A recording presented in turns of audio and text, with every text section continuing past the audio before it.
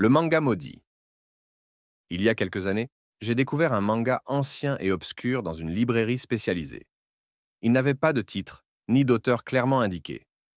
La couverture était sobre, noire, avec des motifs étranges gravés en argent. Intrigué par son mystère, j'ai décidé de l'acheter. Dès que j'ai ouvert le manga, j'ai senti une étrange atmosphère m'envahir. Les dessins étaient magnifiques, mais dérangeants.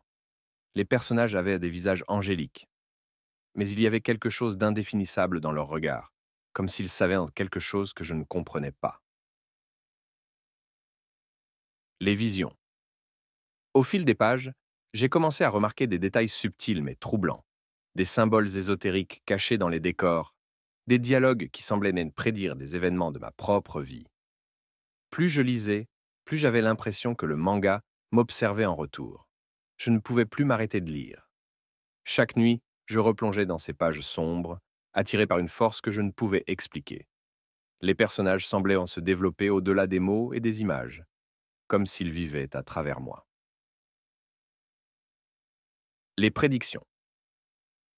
Un jour, j'ai remarqué quelque chose d'étrange. Une scène dans le manga montrait exactement ce qui s'était passé le jour précédent dans ma vie. C'était comme si le manga lisait dans mon esprit, révélant des détails que personne d'autre ne pouvait connaître.